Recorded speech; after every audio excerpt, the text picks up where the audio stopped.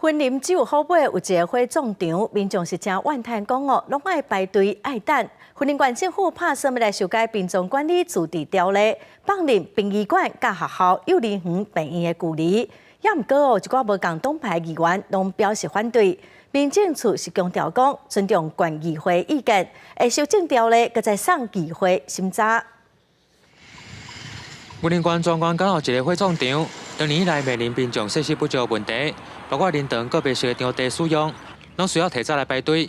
为了增加相关的空间和设备，文管府拟修改殡葬管理自治条例，希望会当因应民众需求使用。有烧啊济啦，啊，即马有讲意思讲袂使烧啊济啊。那应该是可以吧？怎么说？就如果位置不够，就多一点。文管府拟定修改殡葬管理自治条例，将原本距离学校、病院和幼稚园300公尺的周界放宽到200公尺。村口也是制作爆炸物和其他易燃气体和油料等场所，每500公尺放宽到250公尺，引起各党的议员反对。那这一部分当然家长或者是我们民意机关会有疑虑，就是说这样子的距离会干扰学习，让孩子在学校的这个受教可能会有某一些部分的影响。现在加油站到处林立嘛，那可能是对整个相关要设置的业者，可能他的土地紧邻到这些法规的牵制，不得来申请。